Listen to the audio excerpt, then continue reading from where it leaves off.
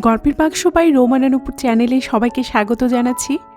আমি রোমানা নুপুর আবার চলে এসেছি আপনাদের জন্য আরেকটি নতুন গল্প নিয়ে। আজকের গল্প শীর্ষেন্দু মুখোপাধ্যায়ের লেখে একটি উপন্যাস সুখের আড়াল। আজ শোনাব উপন্যাসটির প্রথম পর্ব।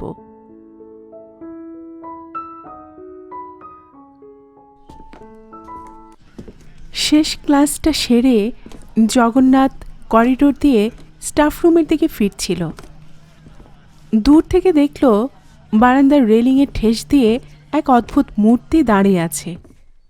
পরনে আধময়লা হ্যান্ডলুমের চেক শার্ট, খাকি প্যান্ট, কাঁধে রুকস্যাক, একগাল দাড়ি।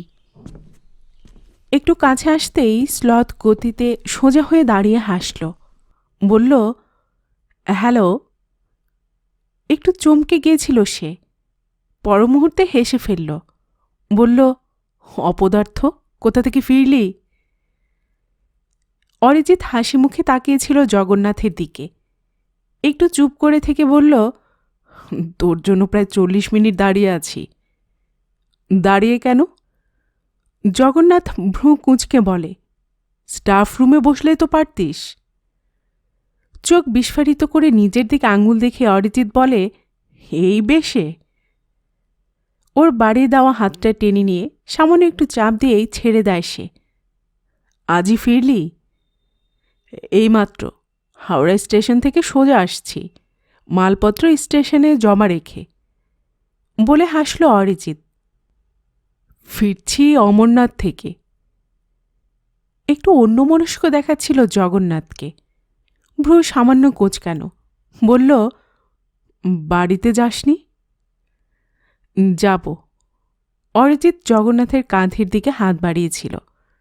কি ভেবে হাতটা টেনে নিয়ে বলল, অনেক কথা আছে। এখন আর ক্লাস আছে তোর? না। জগন্নাথ মাথা নাড়ে। অরিজিতের দিকে খানিকক্ষণ শূন্য চোখে চেয়ে থেকে হঠাৎ বলে, কোথায় কোথায় ঘুরে বেড়াস এখানে? বয়স হয়নি তোর? মা মাসির মতো কথা বলছিস। একটু থেমে থেকে বলল, এখানে কথা হয় না, তোর ছাত্ররা ঘুরছে চারদিকে, আমাকে বারবার করে দেখে যাচ্ছিল সবাই। তার চেয়ে চল বেরিয়ে পড়ি। চল, বলে একটু থমকে গেল জগন্নাথ। কিন্তু অত দূর থেকে ফিরলি, তোর টায়ার্ড লাগছে না? দূর। আবার হাসল অরিজিৎ। দুজনে পাশাপাশি হাঁটতে লাগল। জগন্নাথ আগেও দেখেছে, এখনও লক্ষ্য করল, অরিজিতের হাঁটার ধরনটা আলাদা। বেশ রোগা অরিজিৎ, মাথায় অনেকটা লম্বা, কোলকুঁজো। হাঁটার সময় আরও ঝুঁকে পড়ে দীর্ঘ পদক্ষেপে হাঁটে, প্রায় নিঃশব্দে, খুব দ্রুতবেগে হাঁটতে পারে।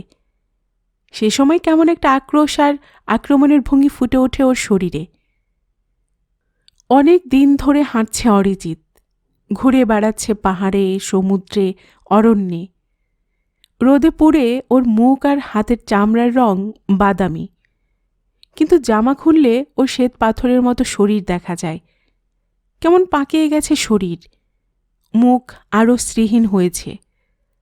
তবু জগন্নাথ জানে ওর শরীর পালকের মতো হালকা, চিতা বাঘের মতো ক্ষমতা সম্পন্ন, অসম্ভব সহনশীল। নিঃশব্দে হেঁটে দুজনে কলেজের বাইরে বড় রাস্তায় এসে দাঁড়াল। হাওয়া দিচ্ছে খুব। জগন্নাথের পাঞ্জাবি ফুরফুর করে উঠছিল। অরিজিৎ হাঁ করে বড় নিঃশ্বাস ফেলল। কলকাতায় এসে গরম লাগছে খুব। কোন দিকে যাওয়া যায় বলতো? সে তোকে ভাবতে হবে না, জগন্নাথ ভ্রুকুঁচকে বলল। খালি ট্যাক্সির জন্য রাস্তার এদিক ওদিক তাকাচ্ছিল সে। কি খুঁজছিস? অরিজিৎ প্রশ্ন করে। ট্যাক্সি। কি হবে? যা চেহারা করেছ, জগন্নাথ দাঁতে দাঁত চেপে বলে, তোমার সঙ্গে ট্রামে বাসে ওঠা যায় না। ঠিক কথা। অরিজিৎ হাসে। কিন্তু নিয়ে যাবি কোথায়? তোর বাসায়? নয় কেন? ধুর। অরিজিৎ চাপা গলায় বলে, তোর নতুন বউ আমাকে দেখে ভয় পেয়ে যাবে। এ পোশাকে নয়, একটু ভদ্রস্থ হয়ে নি আগে, তারপর যাওয়া যাবে। কথাটা ভেবে দেখল জগন্নাথ, তারপর হেসে ফেলে বলে, খুব মন্দ বলিসনি, আমিও প্রথমটায় ঘাবড়ে গিয়েছিলাম। তবু চল তো, তোকে দিয়ে একটা শখ দেওয়া যাক ওকে। না ভাই, হাত জোর করে অরিজিৎ, এ দানটা ছেড়ে দে। ভ্রুকুচকে জগন্নাথ বলে, তবে কোন দিকে যাবি অপদার্থ? অরিজিৎ কপালের ঘাম হাত দিয়ে মুছে বলল, কোথাও গিয়ে বসা যাক। কোথায়, রেস্টুরেন্টে? ধুর, তাহলে? একটু ভেবে নিয়ে অরিজিৎ বলল, ময়দানের দিকে চল, ফাঁকা মাঠ আছে, গাছতলায় বসলে গঙ্গার হাওয়া লাগবে। জগন্নাথ অরিজিতের দিকে চোখ ছোট করে তাকাল। বাস্তবিক, এত দূর ট্রেন জার্নি করে টায়ার্ড লাগছে না তোর? আমার তো 4টে ক্লাস করলে হাঁপ ধরে যায়। ট্রাম আসছে, এই বলে অরিজিৎ লম্বা হাত বাড়িয়ে জগন্নাথের একটা হাত শক্ত করে ধরল। আয়। চমকে উঠল জগন্নাথ। অরিজিতের হাতটা থরথর করে কাঁপছে। পর মুহূর্তেই ছেড়ে দিল। টার্মিনালে বাস থামতে নেমে পড়ল দুজন। এলোমেলো হাওয়া দিচ্ছে, শরতের রোদ নিস্তেজ। ভালো লাগছিল জগন্নাথের। বলল, এমন হুট করে আসিস আর চলে যাস যে তোর তাল পাওয়া যায় না। এই তো ভালো। বলতে বলতে পকেট থেকে একটা রোদ চশমা বের করে চোখে পড়ে নিল অরিজিৎ। সঙ্গে সঙ্গে ভুতুড়ে হয়ে গেল ওর মুখ, সম্পূর্ণ অচেনা। বলল, চোখটা ট্রাবল দিচ্ছে বুঝলি, সন্দেহ হয় বুড়ো হয়ে যাচ্ছি না তো? বলে হাসল। বহু দূর পর্যন্ত দেখা যাচ্ছে খোলা ময়দান, যত দূর চোখ যায় সর্বত্র ছড়িয়ে ছিটিয়ে রয়েছে মানুষ। এখানে কি করছে এরা তা জগন্নাথ ভেবে পায় না। অভ্যেসবশত জোরে হাঁটছিল অরিজিৎ। তাল রাখতে গিয়ে জগন্নাথ ক্রমশ অনুভব করে যে তার হাঁপ ধরে যাচ্ছে। তাই হঠাৎ থমকে দাঁড়িয়ে গেল সে। অরিজিৎ এগিয়ে গিয়েছিল, মুখ ফিরিয়ে নিল। কি হলো রে? কিছু না। জগন্নাথ একটা শ্বাস ফেলে বলে, এত জোরে হাঁটছিস কেন? অভ্যেস। আমি পারি না। তোমার সুখের শরীর, বলে হাসল অরিজিৎ। বিয়ে করে আরো ঢ্যাপসা হয়ে গেছিস। বলতে বলতে কাছে এসে দাঁড়িয়ে দুহাত উপরে ছুঁড়ে বলল, অনেকদিন পর বড় ভালো লাগছে। কি? এ আকাশ, বাতাস, মাটি, মনুমেন্ট, এইসব আর কি। তোকেও। জগন্নাথ স্থির হয়ে দাঁড়িয়ে রইল অরিজিতের মুখের দিকে চেয়ে। অস্পষ্টভাবে সে একটা কিছু টের পাচ্ছিল। এর আগেও বাইরে গেছে, ফিরে এসেছে অরিজিৎ, দেখা করেছে জগন্নাথের সঙ্গে। কিন্তু এখন সে কোথায় যেন অরিজিতের ভাঙচুরের আভাস পাচ্ছিল। বাইরে থেকে বোঝা যায় না, কিন্তু নিশ্চিত কোথাও অসঙ্গতি রয়েছে। জগন্নাথ আস্তে আস্তে বলল, কি কথা ছিল তোর যার জন্য এত দূর টেনে আনলি? কথা? স্নায়ুতন্ত্রের বিকার থেকে যেভাবে হাসি লোকে, সেভাবে হঠাৎ হাসল অরিজিৎ।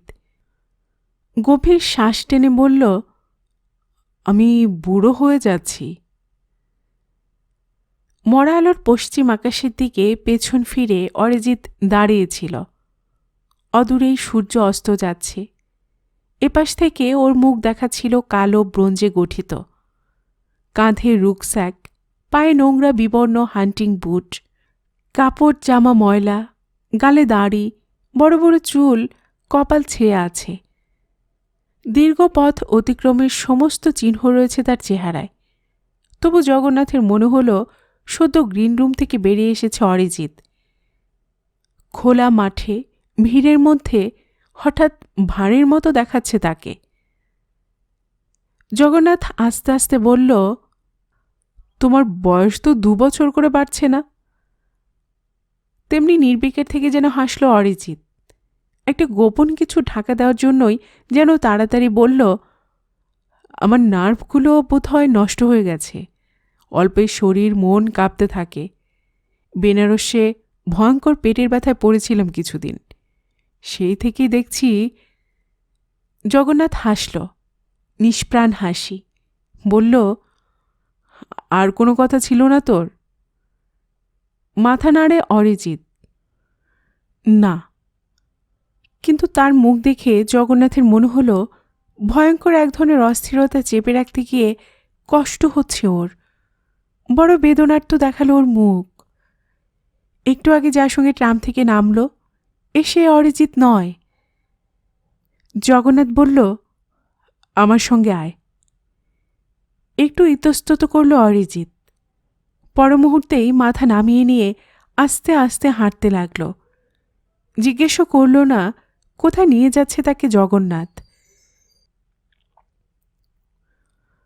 ফেরার সময় ট্যাক্সি করল জগন্নাথ। সারা রাস্তা দুজনে নিঃশব্দে বাইরে চেয়ে রইল।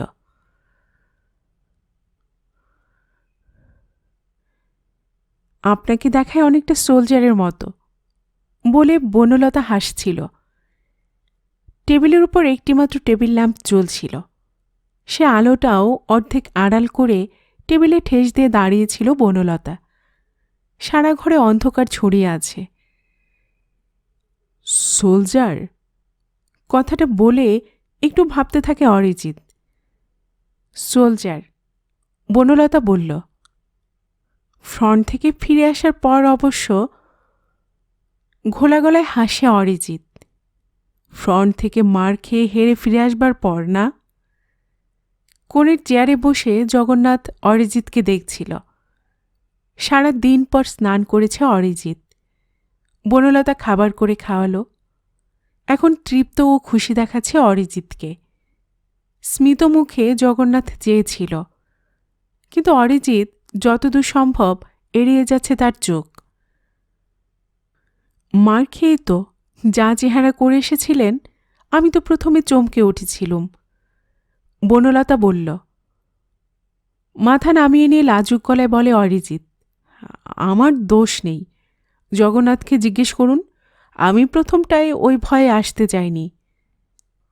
বাহ! বনলতা খোঁপায় হাত তুলল। আমি চমকে যাব বলে আপনি বন্ধুর বাসায় আসবেন না? দেখবেন না কেমন নতুন সংসার পেতেছে আপনার বন্ধু? দেখব না কেন, কিন্তু তার জন্য সময় নেওয়া উচিত ছিল। বলতে বলতে আবার একটু অস্থির বোধ করে অরিজিৎ। দেখুন কেমন জঙ্গলির মতো এসেছি। প্রথম দেখা আপনার সঙ্গে, অথচ একটা উপহারও নিয়ে আসিনি হাতে করে। তাতে কি? বনলতা ঠাট্টার ছলে যেন খেলছে অরিজিৎকে নিয়ে। পরে দেবেন। আমি খুব নির্লোভ নই, উপহার পেতে ভালোবাসি। দেব, অবশ্যই দেব। নির্বোধের মতোই খানিকটা প্রতিজ্ঞা করার ভঙ্গিতে বিড়বিড় করল অরিজিৎ। ভাবছি কি দেওয়া যায়, কিসে মানায় আপনাকে। একটু চাপা হাসি মুখে বনলতা তাকায় জগন্নাথের দিকে। হালকা গলায় অরিজিৎকে বলে, যা খুশি। আপনার রুকস্যাকটাই দিয়ে যান না, আর সেই সঙ্গে কথা দিয়ে যান যে আর রুকস্যাক কাঁধে নেবেন না। অরিজিৎ হাসে, কিন্তু তাহলে আপনাকে রুকস্যাক কাঁধে নিতে হয়। চকিতে জগন্নাথের দিকে চেয়ে বলে, তাতে জগন্নাথের কি খুব সুবিধে হবে? জগন্নাথ অরিজিৎকেই দেখছিল। সারাক্ষণ কথায় কথায় ওকে নাস্তানাবুদ করেছে বনলতা। অরিজিৎ হাসছে, কিংবা হাসি দিয়ে কিছু চাপা দিচ্ছে। চেয়ারের হাতলের উপর হাত দেখছিল জগন্নাথ। ওর তাকানোর ভঙ্গি দেখছিল। ওর গলার ঈষৎ কর্কশ মনোযোগ দিয়ে শুনছিল। বনলতা অরিজিতের কথার উত্তরে বলেছিল, রুকস্যাক আমি কাঁধে করলে ওর কোনো ক্ষতি নেই। বউ বাউন্ডুলে বলে তাড়াতাড়ি ডিভোর্স পেয়ে যাবে। আমি নেব কাঁধে, কিন্তু আপনাকেও রুকস্যাকের বদলে অন্য কিছু কাঁধে নিতে হবে। ও তো সে পুরনো কথা। অরিজিৎ হাত তুলে থামালো বনলতাকে। ছেলেবেলা থেকে শুনে আসছি। বনলতা একটু থমকে গেল। সামলে নিয়ে পরমুহূর্তে হেসে বলল, আপনার ভ্রমণ কাহিনী কিন্তু একটু শুনলাম না। কেমন ট্যুরিস্ট আপনি? লোকে লিলুয়া ঘুরে এসে কান ছেলাপালা করে দেয়। অরিজিৎ হাসে। সেই ভয়ে তো বলি না। তারপর থেকে একটু গম্ভীর হয়ে গেল। একটানা গল্প বলে যেতে আমি পারিও না। বলতে বলতে সন্দেহ হয় বলাটা হয়তো ঠিকমতো হচ্ছে না, লোকে বোর হচ্ছে। পর মুহূর্তে হেসে বলল, ওটা একটা আর্ট। লিলুয়া ভ্রমণ বৃত্তান্ত বলেও লোককে মুগ্ধ করে রাখা যায়।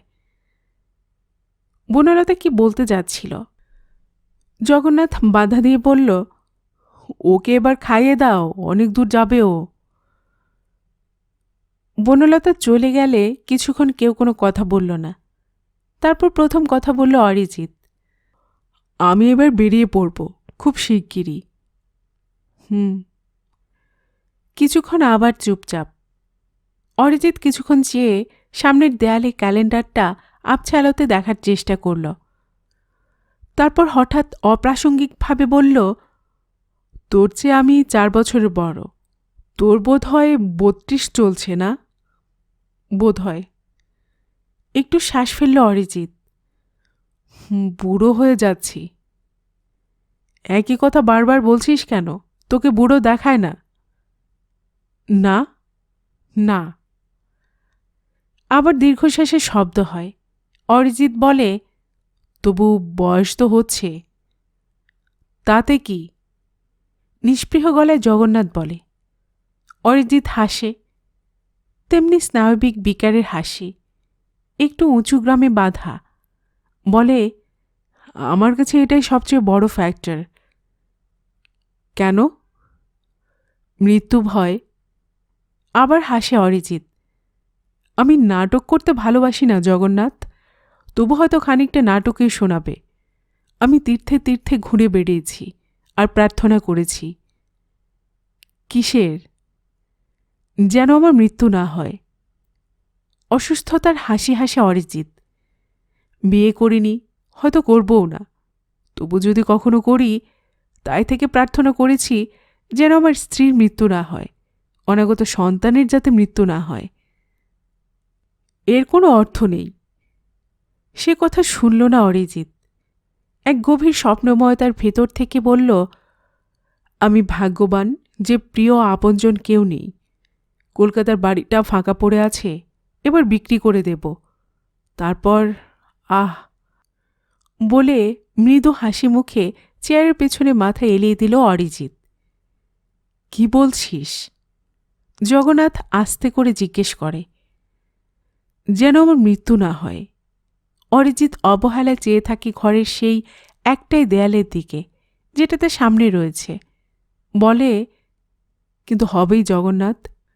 কে ঠেকাবে তাকে? ঠেকানো যায় না। জগন্নাথ আস্তে বলে, সমস্ত অধিকার ছেড়ে দিলে শুনেছি মৃত্যু হয় না। যদি তাই দেই? কি পাগলের মতো যা তা বলছিস? জগন্নাথ স্পষ্ট বিরক্তির স্বরে বলে। হাসল অরিজিৎ। কেন বলছি তা আমি জানি না, কিন্তু মনে হয়েছিল কাউকে বলা দরকার। না বললে মরে যাব। বহু দূর থেকে ছুটতে ছুটতে এলাম তোর কাছে। স্টেশন থেকে সোজা এলাম, যা কখনো করিনি। কেমন অচেনা লাগছিল এই শহর, কেমন অচেনা লাগছিল তোকেও।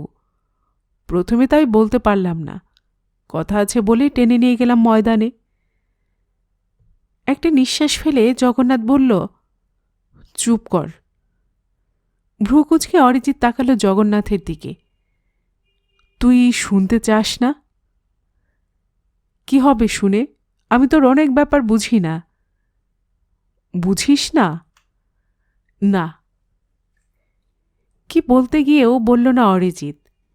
দরজায় অস্পষ্ট বনলতাকে দেখা গেল। হাসি মুখে বলল, খাবার রেডি, আসুন। তবু অরিজিৎ খানিকক্ষণ স্থির হয়ে রইল। তারপর হঠাৎ অনির্দিষ্ট গলায় প্রশ্ন করল, এখন কটা বাজে? কেমন দেখলেন আমাদের ঘর সংসার, বললেন না তো? বেশ। রুকস্যাকের স্ট্র্যাপ বুকে এঁটে নিয়ে ম্লান হাসল অরিজিৎ। তবে বাইরে থেকে তো সব বোঝা যায় না। বনলতা একটু গম্ভীর হয়ে পর মুহূর্তে হেসে বলল, তাহলে তো বুঝতে গেলে আড়ি পাততে হয়। ঠিক। অরিজিৎ হাসল না। সে চলে যাওয়ার জন্য উঠে দাঁড়িয়েছিল। অন্যমনস্কভাবে একবার বনলতার মুখ দেখে নিয়ে আস্তে আস্তে বলল, জগন্নাথ প্রায় ফুটপাতের জীবন থেকে উঠে এসেছে এত দূর, বলেনি আপনাকে? ওর ধৈর্য আছে, আত্মবিশ্বাস আছে, হয়তো আরও ওপরে উঠবে ও। বলতে বলতে থামল অরিজিৎ। মাথা নেড়ে প্রায় ফিসফিস করে বলল, কিন্তু বৃথা, সম্ভবত ঈশ্বরেরও মৃত্যু আছে। জগন্নাথ বনলতার দিকে চেয়ে চোখের ইশারা করল। তারপর কোমল একখানা হাত রাখল অরিজিতের পিঠে। যাবি না? রাত হয়ে যাচ্ছে। চলি। বনলতার দিকে চেয়ে বলে অরিজিৎ, হাত জোর করে। দুজনে নিঃশব্দে পাশাপাশি হাঁটছিল। নিঝুম শহরতলির ভেতরে ধ্বনিত প্রতিধ্বনিত হচ্ছিল ওদের জুতোর মৃদু শব্দ। অরিজিৎ মুখ নামিয়ে হাঁটছিল। হঠাৎ বলল, তুই আবার এগিয়ে দিতে এলি কেন? ক্ষতি কি? বলল জগন্নাথ। তাছাড়া একটা কথাও ছিল। চকিতে একবার তাকিয়ে চোখ সরিয়ে নেয় অরিজিৎ। কি? যা দেখতে এসেছিলি তা দেখা হয়েছে তোর? আচমকা দাঁড়িয়ে পড়ে অরিজিৎ। কি? জগন্নাথ হাসল। আমাকে? মানে? জগন্নাথ দীর্ঘশ্বাস ফেলে বলল, চল, রাত হয়ে যাচ্ছে। লম্বা হাত বাড়িয়ে জগন্নাথের একটা হাত ধরল অরিজিৎ। কি বলছিস বুঝিয়ে বল। বললে তুই খুশি হবি না। জগন্নাথ ধীর গলায় বলে, এসব না বললেই ভালো ছিল। তবে শুরু করলি কেন? আবার পাশাপাশি হাঁটছিল দুজন। হাঁটতে হাঁটতে জগন্নাথ নরম গলায় বলল, প্রতিবার ফিরে এসে তুই আমাকে দেখতে আসিস কেন? তুই বল। অরিজিৎ গম্ভীর হয়ে বলল, বলবো? জগন্নাথ অন্ধকারে ম্লান হাসে। ছেলেবেলা থেকেই তুই আমাকে ঘেন্না করিস বলে। অরিজিৎ উত্তর দেবার জন্য মুখ ফেরালে হাত তুলে জগন্নাথ চুপ থাকতে ইশারা করল। বলল, ফুটপাতের জীবন থেকে উঠে এসেছি আমি, তুই বললি ঠিক কথা। খুব নিচু তলা থেকে আমি আস্তে আস্তে উপরে উঠবার চেষ্টা করেছি। আমার ধৈর্য ছিল, স্বাদ ছিল, চেষ্টা ছিল, আর তোর সব ছিল। তবু তুই সব ছেড়ে ছুড়ে বাউন্ডুলে হয়ে গেলি। কিন্তু তুই ভাবিস ওইখানে তোর জিদ, তোর অহংকার। তুই হাফ সন্ন্যাসী। আমার মতো ছোটোখাটো চাওয়া নেই তোর। তোর অল্পে সুখম নাস্তি, ভূমৈব সুখম। অরিজিৎ দাঁড়ালো হঠাৎ, হাসল। স্নায়ু বিকারের সেই হাসি। বলল, বলে যা। বলছি। জগন্নাথ হাসল না। আমার এই বড় হওয়ার চেষ্টা, বেঁচে থাকার চেষ্টাকে তুই ঘেন্না করিস। তোর অনুকম্পা হয় সংসারী প্রতিটা মানুষকে। যতবার আসিস ততবার আমাকে টেনে নিয়ে বেড়াস সারা কলকাতায়। কত অচেনা গলি খুঁজি তুই আমাকে চিনিয়েছিস, নিয়ে গেছিস কত অচেনা পরিবেশে। সত্যি তোর মতো করে আমিও দেখিনি এই শহর। এটুকু জেনে তোর তৃপ্তি যে আমরা এখানে থেকেও নেই, অথচ না থেকেও তুই আছিস। জগন্নাথ চুপ করে রইল কিছুক্ষণ। ওরা বড় রাস্তায় এসে পড়েছিল। রাত 11টায় রাস্তা ফাঁকা। বাস স্টপে এসে দাঁড়ালো ওরা। বাস এসে থামল, চলে গেল। অরিজিৎ ফিরেও তাকালো না সেদিকে। জগন্নাথ হাসল। তোর কথা বনলতাকে বলেছি, বন্ধুবান্ধবদের বলেছি। তোকে নিয়ে অহংকার ছিল আমার। তোকে না দেখেও তাই অনেকে তোকে শ্রদ্ধা করে। কেননা তুই কিছুই গ্রহণ করিস না। তুই পৈতৃক সম্পত্তি ছড়িয়ে ছিটিয়ে গেছিস। তুই বয়সের ভার মানলি না। তুই ধার্মিক না হয়েও সন্ন্যাসী। আমিও চোখ বুজলে তোর একটা চেহারা দেখতে পাই, কাঁধে রুকস্যাক, পায়ে ময়লা হান্টিং বুট, নোংরা জামা কাপড়, গালে দাড়ি।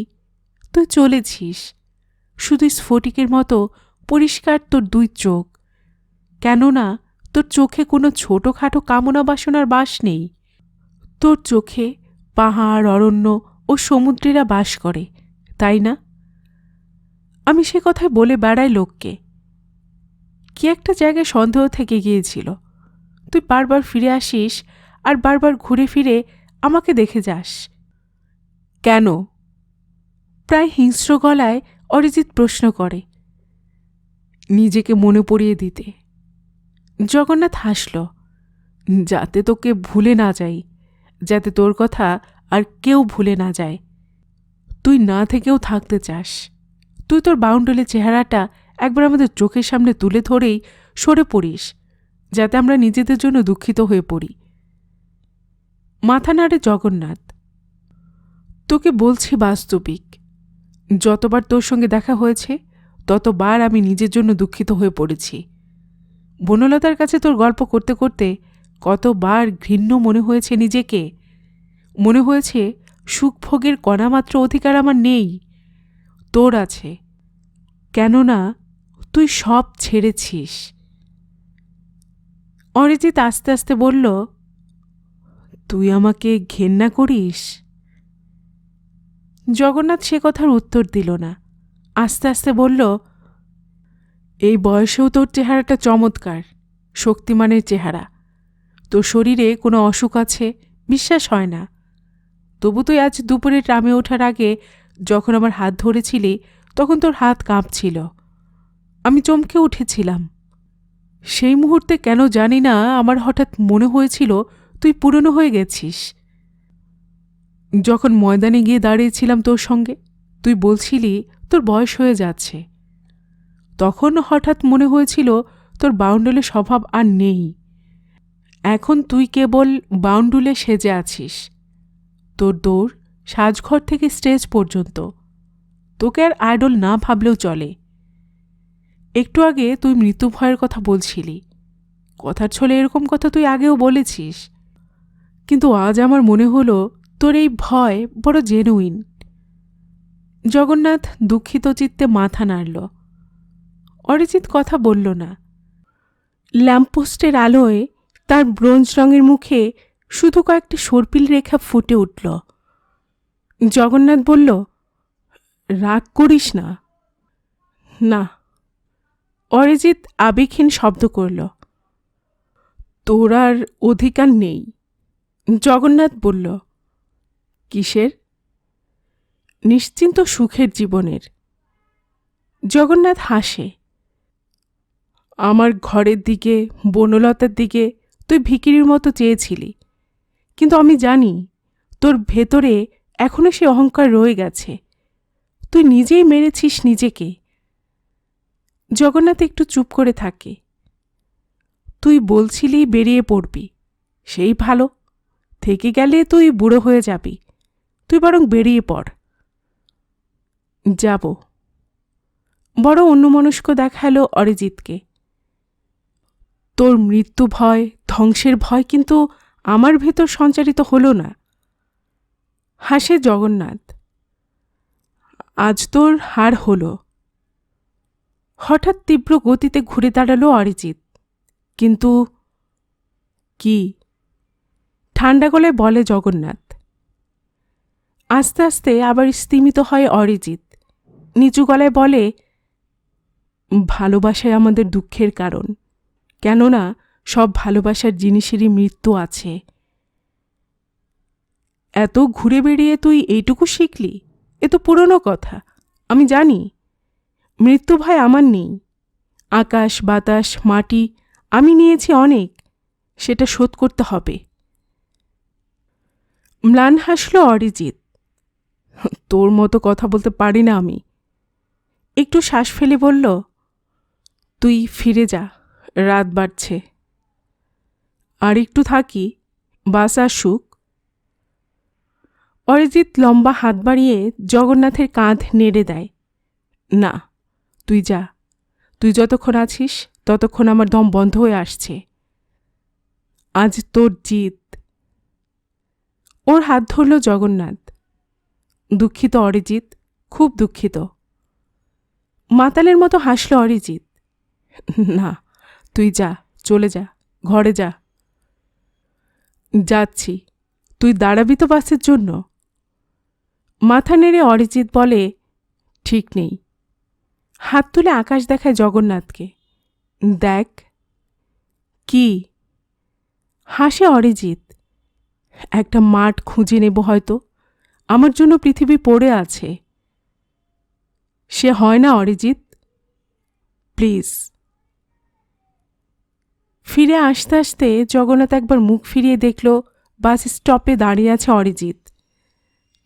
দুহাত সামনের দিকে বুকের ওপর জড়ো করা, আকাশের দিকে নিবদ্ধ মুখ, দীর্ঘ জীর্ণ শরীর অন্ধকারে নিষ্পত্র গাছের মতো দেখাচ্ছে।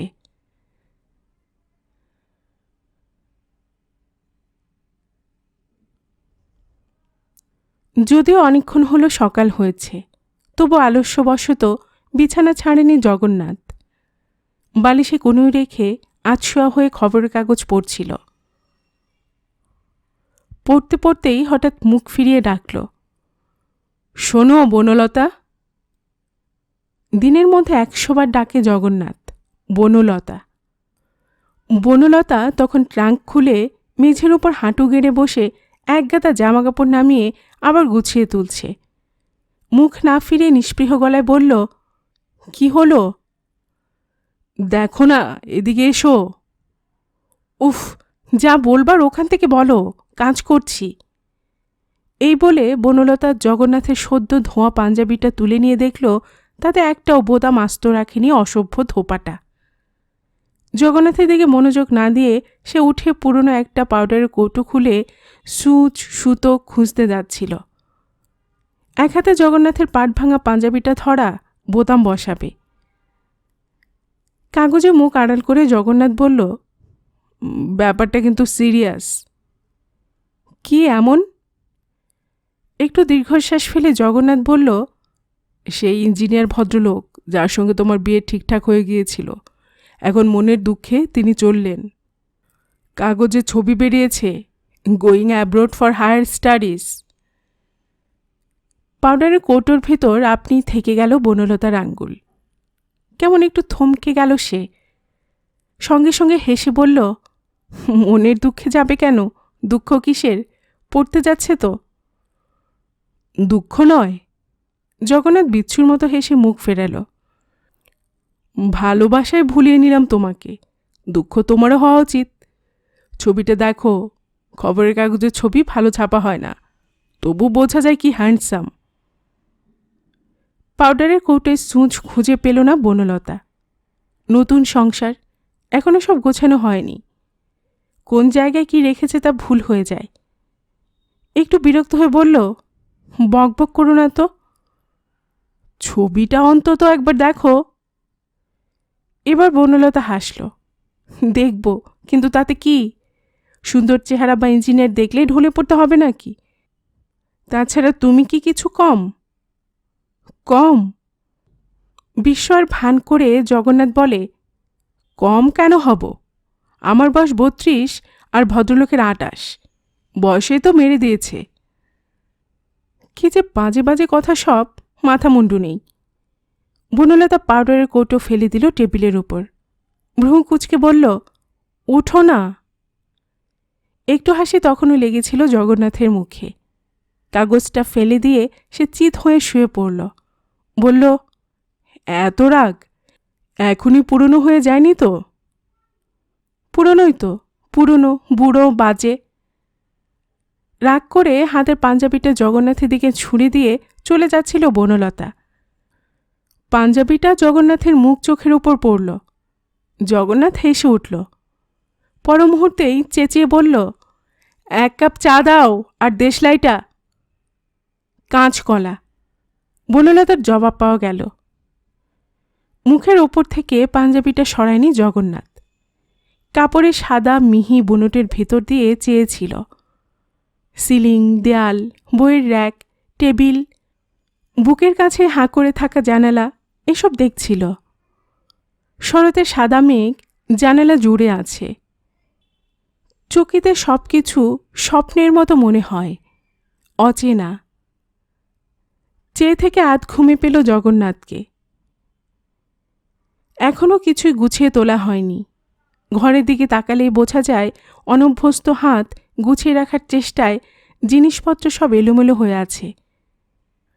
একটু আগে ট্রাঙ্ক খুলেছিল বনলতা। আধ খোলা সেই ট্রাঙ্ক ঘরের মাঝখানেই পড়ে আছে, বন্ধ করা যায়নি। প্রায় কাজের জিনিস খুঁজে পায় না বনলতা, রাগ করে। অনভ্যাস জগন্নাথেরও। এত নতুনের মধ্যে তারা এসে পড়েছে হঠাৎ যে হাঁপ ধরে যায়। তবু এরই ভেতরে কোথাও রয়েছে বোকার মতো একরকমের সুখ, যা জগন্নাথ আগে কখনো উপভোগ করেনি। খুব নির্বোধের মতো, বুদ্ধিহীনের মতো এই তৃপ্তিদায়ক সুখ গ্রহণ করতে হয়। অযৌক্তিক। অলস আধঘুমো চোখে পাঞ্জাবের মিহি বুনোটের ভিতর দিয়ে চেয়েছিল জগন্নাথ। চায়ের কাপ হাতে বনলতার ভারসাম্য রক্ষাকারী ছায়া ছায়া ছবির মতো অবয়ব দেখা গেল দরজার কাছে। চৌকাঠে পা দিয়েই চেঁচিয়ে বলল, এই কি হচ্ছে? মুখ থেকে ওটা সরাও কিম্ভূত কোথাকার। জগন্নাথ নড়ল না, তেমনই শুয়ে রইল। সাদা মিহি বুনোটের মসলিন ঘেরাটোপের ভেতরে সে বনলতার অসম্ভব মুখ দেখছিল। আবছা বলে আরও ত্রুটিহীন সেই মুখ। চায়ের কাপ এক হাতে, অন্য হাতে মস্ত খোপাটা সামলাতে সামলাতে কাছে আসছিল বনলতা। ডাকছিল, এই ওগো। তারপর ধীর হাতে পাঞ্জাবিটা মুখ থেকে তুলে নিয়ে নরম গলায় বলল, অসময়ে ঘুমোবার তাল না? জগন্নাথের মুখে তখনও সেই হাসি, যা অর্থহীন সুখের। উঠে বসে বলল, ভয় পেয়েছিলে? কিসের ভয়? বলে বিছানার উপরেই চায়ের কাপ রাখে বনলতা। পর মুহূর্তেই জিভ কেটে কাপ তুলে নেয়। কাগজটা পাতো না, কাপটা রাখব। হাত বাড়িয়ে চা নেয় জগন্নাথ। বলে, রান্নাঘরে কি করছো? কি আবার, রান্নাঘরে যা করতে হয় তাই। আবার ভ্রু কোচকায় বনলতা। একটু বসো না। বড় জ্বালাও তুমি। বলতে বলতে বসল বনলতা। বসতে না বসতেই বালিশে মাথা রেখে চিৎপাত হয়ে শুয়ে পড়ে ঝোলানো পা দোলাতে লাগল। নিশ্চিন্ত গলায় বলল, তোমার নাম 12টায় ক্লাস, এখন 11টা বাজে কিন্তু। হবে। পত্রিকাটা আবার খুলবার চেষ্টা করে জগন্নাথ। ওটা রাখো না, বসতে বললে কেন তবে? তুমি তো এক্ষুনি পালাবে রান্নাঘরে। ততক্ষণ অন্তত রাখো। জগন্নাথ কাগজটা ফেলে বড় বড় কয়েকটা চুমুকে গলা পুড়িয়ে চা গিলে ফেলে বনলতার পাশে গড়িয়ে পড়ে। বনলতা বলে, কি হচ্ছে? জগন্নাথ সে কথার উত্তর না দিয়ে প্রশ্ন করে, বললে না তো ঘরে ঢুকে আমার মুখ ঢাকা দেখে ভয় পেয়েছিলে কিনা? জানি না। তুমি ভীতু 1 নম্বরের। জগন্নাথ হাসে। বাহ, ভয় কিসের? বনলতা নিষ্পৃহ গলায় বলে, তবে বলবো কিসের ভয়? মানুষের মুখ কখন ঠেকে দেওয়া হয় জানো? ঢেউয়ের মতো বনলতা জগন্নাথের উপর পড়ল। বালিশ, খবরের কাগজ, বিছানার চাদর, বনলতা ও জগন্নাথ একসঙ্গে জড়িয়ে পড়েছিল। শ্বাসরোধকারী আলিঙ্গনে জগন্নাথের ঠোঁট থেকে ঠোঁট সরিয়ে নিয়ে বনলতা আচমকা বলে, তুমিও তো চলে যাবে। কোথায়? বিলেতে। ও। জগন্নাথ হাসল। হয়তো যাব, কে জানে যাবই কি না। শিথিল হয়ে এসেছিল জগন্নাথের হাত। বনলতা উঠে বসে খোঁপা ঠিকঠাক করে নিচ্ছিল। বলল, এবার ওঠো। তোলো দেখি টেনে। হেসে হাত দুটো বাড়ি দেয় জগন্নাথ। হাসে বনলতা। আমি কি পারি? চেষ্টা করে দেখো। দাঁড়াও। বলে কোমরে শাড়ির আঁচল জড়িয়ে জগন্নাথের হাত ধরে সে টেনে তুলতে গিয়ে টের পায় তাকে বিছানায় টেনে নিচ্ছে জগন্নাথ। হেসে বলে, এরকম কথা ছিল না তো। উঠতে ইচ্ছে করছে না বলে জগন্নাথ হাই তোলে। বিছানার পোকা, এই ফ্ল্যাটটা আজ পর্যন্ত তুমি বোধহয় সবটা ঘুরে দেখোনি, ছাদেও যাওনি। না হয় নাই গেলাম। জগন্নাথের মাথার চুলে কাকের বাসা। বনলতার ঝুঁটি ধরে নেড়ে দিয়ে বলল, এ পাড়ায় আমাদের 1 মাস থাকা হয়ে গেল, কিন্তু এখানকার একজন লোকও তোমায় চেনে না। আস্তে আস্তে চিনলে সে চেনা অনেক দিন থাকে, সহজে ভুল চোখে পড়ে না। কুনো কোথাকার, আজ বাজারটাও করনি, ঠিকেছি 1 গাদা শাকপাতা কিনে এনে ফেলে গেছে। জগন্নাথ উঠে হাই তুলে আড়মোড়া ভাঙে। অতিরিক্ত শুয়ে থেকে থেকে শরীরে এক ধরনের জ্বর জ্বর ভাব। আড়মোড়া ভাঙতে গিয়ে হাড়ের শব্দ উঠে খটখট। হাই তুললে শরীর আরও শিথিল হয়ে আসে। এখন 11:30 কিন্তু। বনলতা সতর্ক করে বলে, আজ আর হলো তোমার কলেজে যাওয়া। বোকার মতো নির্বোধ চোখে একটু চেয়ে থাকে জগন্নাথ। তার স্বয়ংক্রিয় হাত টেবিলের ওপর থেকে হাতঘড়ি তুলে নেয়। ঘড়ির কাঁটা দুটো সঠিক সংস্থান বুঝতে একটু সময় লাগে তার। পরমুহূর্তে ঘড়ি টেবিলের উপর রেখে দিয়ে বলে, ইচ্ছেও করছিল না যেতে, আজ একটা মোটে ক্লাস। বসে থেকে থেকে তোমার ভুঁড়ি বেড়ে যাচ্ছে। কলেজে যাব না বলে তুমি খুশি হলে না বনলতা? বিয়ের পর আর কদিন কলেজ করেছো তুমি? কেবল কামাই, দেবে চাকরি থেকে নট করে। বলতে বলতে বনলতা উড়ে গেল লঘু পায়ে, চড়াই পাখির মতো। জগন্নাথ একা দাঁড়িয়ে থাকে খানিকক্ষণ। কোনোই কাজ নেই হাতে। র্যাকে অগোছালো বই পড়ে আছে, অনেকদিন হাত দেওয়া হয়নি। পাতলা ধুলোর সাদা আস্তরণ পড়েছে। বইয়ের থাকের পেছন থেকে উকি দিচ্ছে তার ছাতার বাঁকানো বাট। ওয়াটারপ্রুফ দিয়ে সযত্নে ঢাকা আছে সেলাইয়ের মেশিন। বনলতার অগোছালো স্বভাব। চারদিকটা দেখে সে ভ্রু কুঁচকে রইল। তারপর চেঁচিয়ে ডাকল, এই শুনে যাও। কোনো সাড়া পাওয়া গেল না। সকালে দাঁত মাজিনি, মুখ বিষাদ হয়ে আছে। স্নান না করলে জ্বর ভাব কাটবে না। বাথরুমে যাওয়ার সময় দেখল বইয়ের র্যাকের পেছনে নেমপ্লেটটা পড়ে আছে। এসপ্ল্যানেড থেকে সস্তায় কালোর উপর সাদা প্লাস্টিকের অক্ষর লাগিয়ে তৈরি করা নেমপ্লেটটা কিনেছিল, লাগানো হয়নি। সেটা তুলে একটু দেখে নিয়ে আবার যেখানে ছিল সেখানে ফেলে রেখে দিল। থাকগে। বারান্দায় এসে একটু দাঁড়ালো জগন্নাথ। 1 তলার বারান্দা, তারপর 1 ফালি ঘাস জমি, তারপরই চওড়া ফুটপাত, বড় রাস্তা। এদিকটা নতুন হয়েছে। পাড়াটা খুব ছিমছাম, লোকজন বড় একটা দেখা যায় না। মাঝে মাঝে হুশ করে মোটর গাড়ি চলে যায়। আবার ঘরের মধ্যে ফিরে আসে জগন্নাথ। কি করবে ভেবে পায় না। কলেজে গেল না, অঢেল সময় হাতে। রান্নাঘরে বনলতা আছে, সেদিকে পা বাড়িয়ে আবার ফিরে এলো। এখনো অনভ্যাস রয়ে গেছে। বারবার বনলতার কাছে যেতে লজ্জা করে। কয়েকদিন আগেও বনলতার সামনে হুট করে গায়ের গেঞ্জিটা খুলতে তার বাঁধো বাঁধো ঠেকত। নেমপ্লেটটা তুলে জগন্নাথ প্লাস্টিকের উপর লেখাটুকু পড়ে। একই সঙ্গে এক ধরনের গ্লানি ও অহংকার অনুভব করে সে। বইগুলোর ওপর অন্যমনস্কভাবে কয়েকটি আঙুল রাখে। কিছুই করার নেই আর। এক এক সময়ে নিজেকে তৃপ্ত এবং কামনা বাসনা রহিত মনে হয়, অথচ ঠিক তা নয়, সে জানে। একটু কুঁজো হয়ে সে নিজের পেটটা টিপে দেখে। একটু চর্বি বোধহয় বসেছে ঠিকই।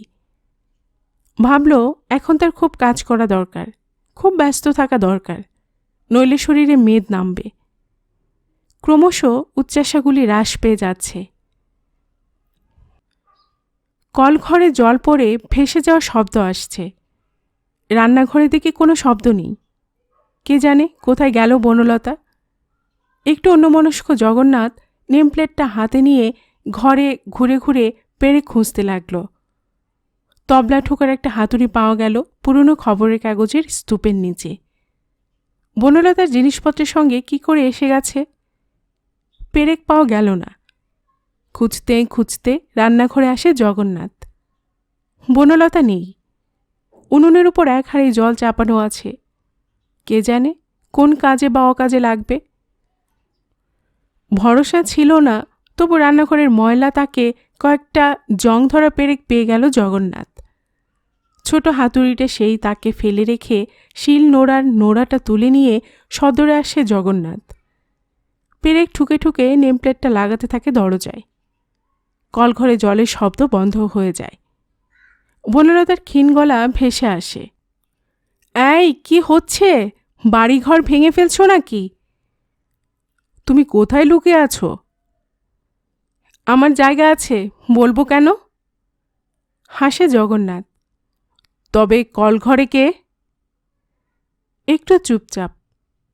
কিছুক্ষণ পর ভিন্ন জায়গা থেকে বনলতার গলা আসে, কলঘরে খুঁজে দেখো না কে, কিন্তু কি হচ্ছে শুনি। এসে দেখে যাও। আমার বয়ে গেছে। বাড়িওয়ালা শব্দ শুনছে ঠিক, সেই আসবে দেখতে। কাজ হয়ে গেলে জগন্নাথ দরজায় নিজের নামের ফলকের দিকে চেয়ে থাকে কিছুক্ষণ। হঠাৎ সম্পূর্ণ অচেনা মনে হয় প্রফেসর জে বোস এমএডি ফিল। ঘরে এসে নোড়াটা টেবিলের উপর রাখতে যাচ্ছিল, তখন ভেতরে দরজা দিয়ে বনলতা ঘরে ঢুকে। ভেজ্য শরীর, পরনে শাড়ি খানিকটা কোমরে জড়ানো, বাদ বাকিটা কাঁধের উপর জড়ো করা, ভালো করে পড়েনি এখনো। সায়ের লেশ বেরিয়ে আছে। চুলে জড়ানো গামছা নিংড়ে জল ফেলতে ফেলতে ঘরে ঢুকল। সাবানের স্নিগ্ধ গন্ধের সঙ্গে জল ভেজা শরীরের গন্ধ। ঘরটা ভরে যায়। শ্বাস টেনে জগন্নাথ বলে, ইস বনলতা, খুব জল ঢেলেছ, তোমার ঠোঁট ফ্যাকাশে হয়ে গেছে। আমার ঠোঁট নিয়ে ভাবতে হবে না, হোক গে ফ্যাকাশে বলে পরমুহূর্তে জগন্নাথের হাতের দিকে চেঁচিয়ে বলে, ইস আমার নোড়া, ওটা তুমি কোত্থেকে পেলে? যেখানে ছিল রান্নাঘরে।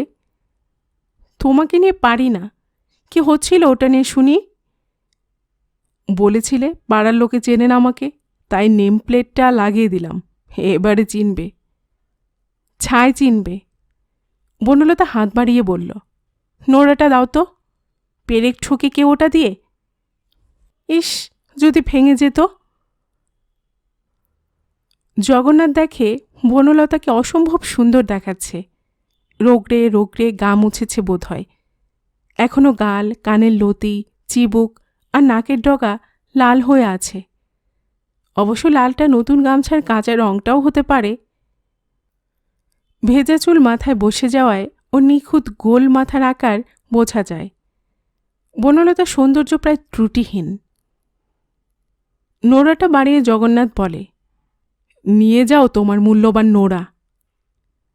হাত বাড়িয়েও জগন্নাথের চোখে চোখ রেখে পিছিয়ে যায় বনলতা। না বাবা, কাছে গেলে হুট করে একটা অসভ্যতা করে বসবে। ভীষণ শব্দ করে নোড়াটা মেঝের উপর পড়ল। চকিত ঝুঁকে লাফ দিয়ে এগোলো জগন্নাথ, কিন্তু ধরা গেল না। অসম্ভব দ্রুত লঘু পায়ে চরকির মতো বো করে ঘুরে ঘরের বাইরে চলে গেল বনলতা। চেঁচিয়ে বলল, ছুঁয়ো না আমাকে, তুমি এখনও স্নান করনি। বাতাসে শূন্যতা আঁকড়ে জগন্নাথ ফিরে এলো। তাতে কি? ছুঁতে নেই, এখন আমি ঠাকুরকে জল দেব। একটু দূরে দাঁড়িয়ে নিশ্চিন্ত মনে চুল থেকে লতানো গামছা আস্তে আস্তে খুলল বনলতা। নিস্পৃহ গলায় বলল, এত হইচই করো তুমি, আশেপাশে লোক টের পেয়ে যাবে। তোমার ভেতরে এখনো হাজারটা গোলমাল রয়ে গেছে। কিসের গোলমাল? নানা রকমের।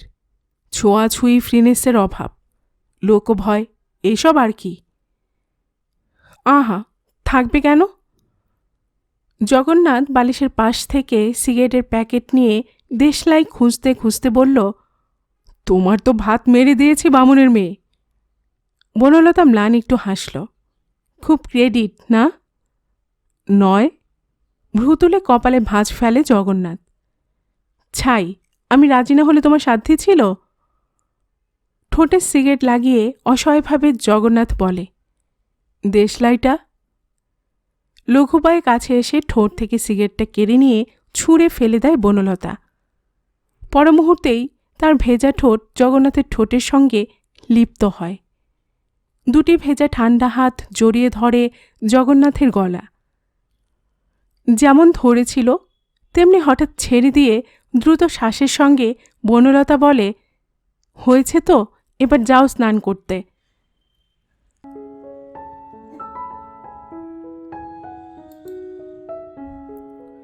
গল্পের বাক্স বাই রৌমানানুপুর এই চ্যানেলে এতক্ষণ আপনাদের পড়ে শোনাচ্ছিলাম শীর্ষেন্দু মুখোপাধ্যায়ের লেখে একটি উপন্যাস সুখের আড়াল এর প্রথম পর্ব। আর এতক্ষণ গল্প পাঠিয়ে আমি আপনাদের সাথে ছিলাম রৌমানানুপুর। আপনারা যারা গল্পের বাক্স বাই রৌমানানুপুর চ্যানেলের গল্প নতুন শুনছেন, আপনাদের সুবিধার্থে একটি বিনীত অনুরোধ, যদি আপনারা আরও এমন গল্প উপন্যাস শুনতে চান তবে নিচে লাল সাবস্ক্রাইব বাটন একটি ক্লিক করে রাখুন ও একটি লাইক করে রাখুন। এতে এই চ্যানেলের ভিডিওগুলি খুঁজে পেতে আপনাদের সুবিধা হবে। আর পাশে থাকা ঘন্টা বাটনটিও চেপে রাখুন, যাতে নতুন কোনো গল্প দেওয়ার সাথে সাথেই আপনাদের কাছে নোটিফিকেশন চলে যায়। সবসময় সবাই খুব ভালো থাকুন, সুস্থ থাকুন, আনন্দে থাকুন, এই প্রার্থনা রইল।